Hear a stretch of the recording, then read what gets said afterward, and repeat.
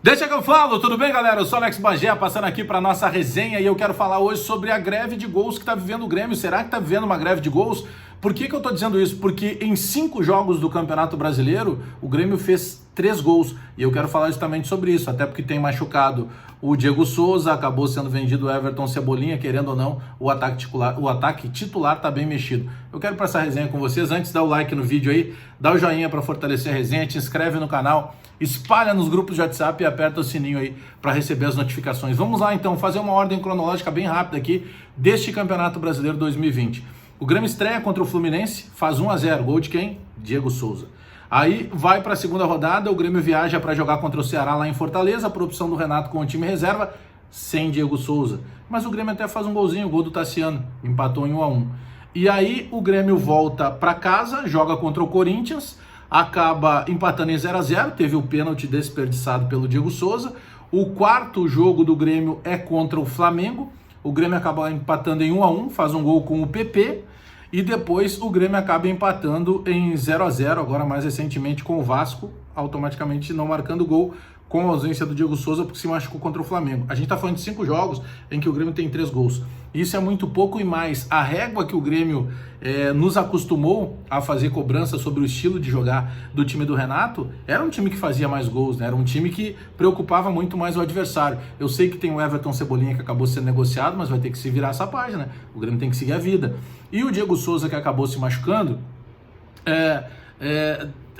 o Diego Souza, a maneira que ele consegue transformar as jogadas no Grêmio é que me chama atenção, porque a gente está falando de 5 jogos em que ele acabou jogando contra o Fluminense e fez o gol, aí ele não jogou contra o Ceará, aí ele jogou contra o Corinthians, teve a possibilidade de fazer gol pela presença de área, desperdiçou um pênalti.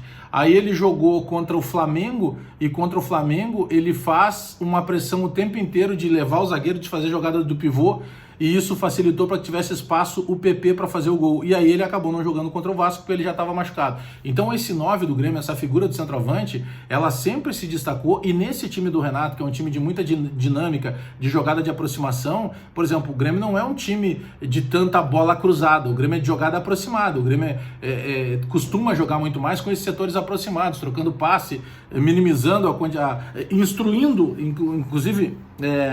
troquei a palavra, instigando o adversário ao erro, inclusive quando não tem a bola. Por que a gente está abordando tanto isso? Porque não é normal você pegar 5 jogos do Grêmio em que o Grêmio tem 3 gols.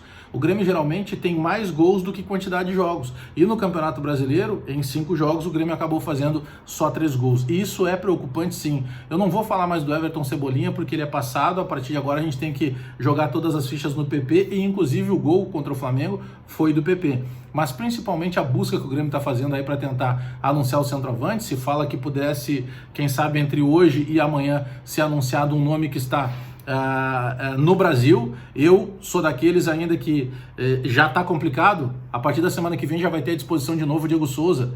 Então deixa para trazer um grande nome a partir do dia 13 de outubro, quando abre de novo a janela de transferências internacionais. Aí você pode jogar ou buscar um jogador que está fora do mercado nacional. Eu não sou contrário a que se busque do mercado nacional, mas quem é que está à disposição com muita qualidade? Está se falando, hoje tem à disposição o Pato, hoje tem à disposição o Ricardo Oliveira.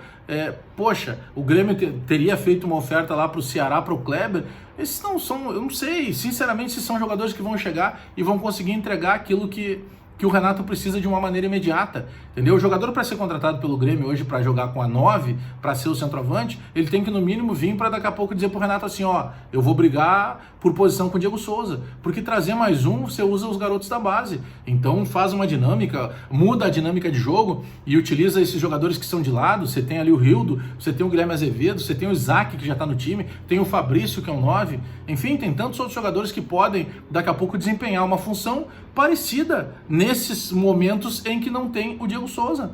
O Diego Souza vai voltar semana que vem, mais tardar na outra semana. Então, sinceramente, eu penso que essa greve de gols que o Grêmio está passando é muito mais, por vezes, opções que o Renato tem no segundo tempo.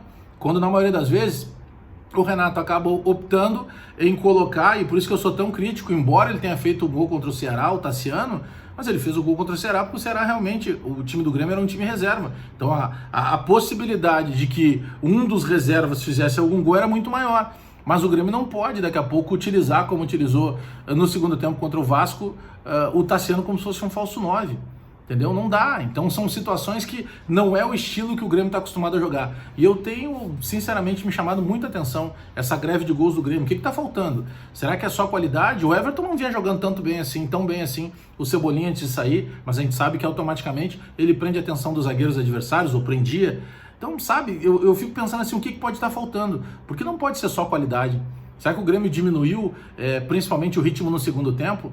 De jogar mais em cima, de jogar com esse espaço diminuído para o adversário e, consequentemente, instigar, como eu acabei de falar, que o adversário possa errar o passe e, errando o passe, o Grêmio já está mais perto do gol do adversário? Sinceramente, me chama a atenção assim, essa greve de gols do Grêmio. 5 jogos, apenas 3 gols marcados, é muito pouco para aquilo que a gente estava acostumado a ver desse Grêmio do Renato. Mesmo com desfalques. E por que eu estou dizendo isso?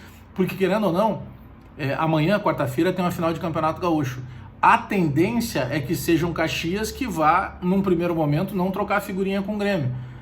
Mas é uma tendência de um Caxias que daqui a pouco, se ele puder empatar, e se ele puder empatar o segundo jogo, e se ele puder levar para pênaltis, é uma tendência natural daquele time que tem uma força menor. Então, mais do que nunca, como diria o Fausto Silva, é necessário que volte a funcionar o centroavante do Grêmio, que volte a funcionar os gols do Grêmio. Eu não sei se vai ser de centroavante, se vai ser de meia, afinal de contas tá fora o Diego Souza, mas a greve de gols do Grêmio, isso eu não tenho dúvida que tem que acabar. Qual é a solução para terminar com essa greve de gols do Grêmio? Abraço todo mundo aí, dá o like no vídeo, dá o joinha para fortalecer a resenha, te inscreve no canal, espalha nos grupos de WhatsApp e aperta o sininho aí para receber as notificações, tá bom? E aí, por que tá acontecendo essa greve de gols no Grêmio? É a minha pergunta. Conto com a tua participação aí, tá bom? Abraço, até daqui a pouco.